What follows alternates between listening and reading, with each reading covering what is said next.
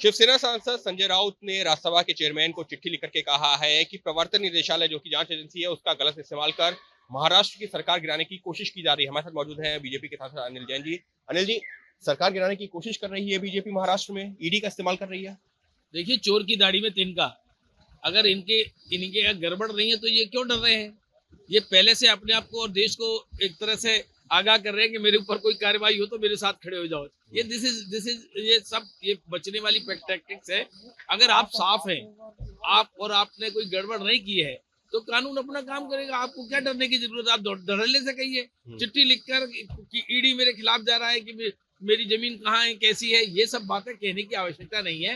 अगर आप साफ है तो साफ रहेंगे। कानून का राज है, ना मेरा ना तेरा। और ईडी इंडिपेंडेंट ऑर्गेनाइजेशन है, उसको लगता है कहीं गड़बड़ है तो वो जिनके बारे में लगता है वो करेगी काम। अब इसका मतलब ये नहीं है कि जो गड़बड़ कर रहे हैं और वो यहाँ बैठे हैं तो छोड़ दिए जाएंगे। संजय राउत तो ये भी कह रहे हैं कि 1 महीने पहले उनसे ये कहा गया है कि महाराष्ट्र की जो सरकार उसको गिरा। किसने कहा है? नाम देना। अगर इतने साफ है तो नाम दे, किसने कहा है, क्यों कहा है?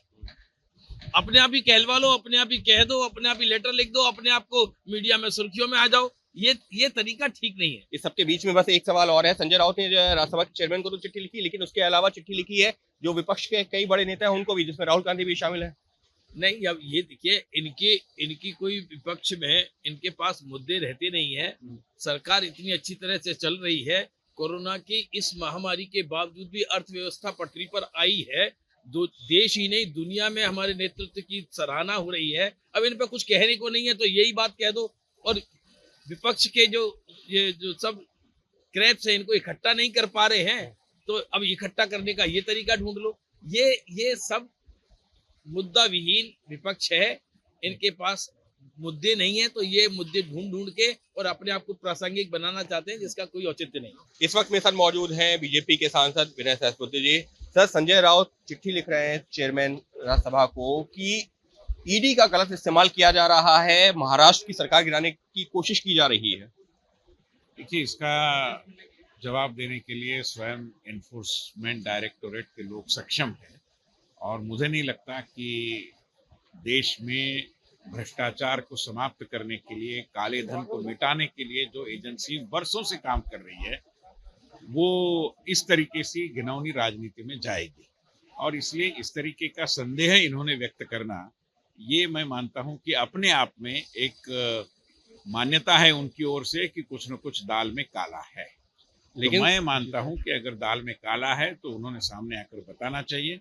और ईडी के रेड के कारण या ईडी की कार्रवाई के कारण सरकार गिरने का कोई संबंध नहीं। सरकार वैसे भी अस्थिर है, ये कोई स्थिर सरकार तो है ही नहीं, कभी भी गिर सकती है। सर, संजय राउत ने जो चिट्ठी लिखी उसमें लिखा है कि 1 महीने पहले उनसे कहा गया है कि आप महाराष्ट्र की सरकार को गिराने में मदद कीजिए जिससे कि मध्यावधि चुनाव हो सके। इस तरीके के आरोप लगाए। देखिए, कपोल कल्पित कहानियां तो कोई भी बता सकता है, उसके लिए कोई बहुत आवश्यकता नहीं होती।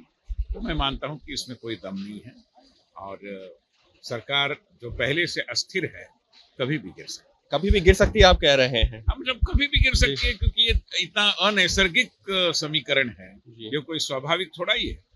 कभी किसी ने सोचा भी नहीं था। स्वयं बाल साहब ठाकरे जी के भी कभी सपने में नहीं आया होगा जो इन्होंने किया। तो एक जो अस्वाभाविक गठबंधन है वो कभी भी गिर सकता है। संजय राउत ने चिट्ठी राज्यसभा के चेयरमैन को लिखी है, लेकिन उसकी कॉपी जो है राहुल गांधी समेत तमाम विपक्षी नेताओं को भी भेजी है। इसी का मतलब है कि ये तो एक राजनीति है। नहीं तो अपना देश के उपराष्ट्रपति जी और राज्यसभा के अध्यक्ष के साथ का जो पत्राचार है जी, उसको इस तरीके से उजागर करके राजनीतिक माहौल बनाने की मुझे नहीं लगता कोई आवश्यकता थी। साफ तौर पर बीजेपी सांसद विनय सहस्त्रबुद्धे का कहना है कि राजनीतिक माहौल बनाने की कोशिश की जा रही है। महाराष्ट्र की सरकार पहले से ही अस्थिर है, ये आरोप लगा रहे हैं, ये दावा कर रहे हैं विनय सहस्त्रबुद्धे। अंकित गुप्ता, एबीपी न्यूज़, दिल्ली।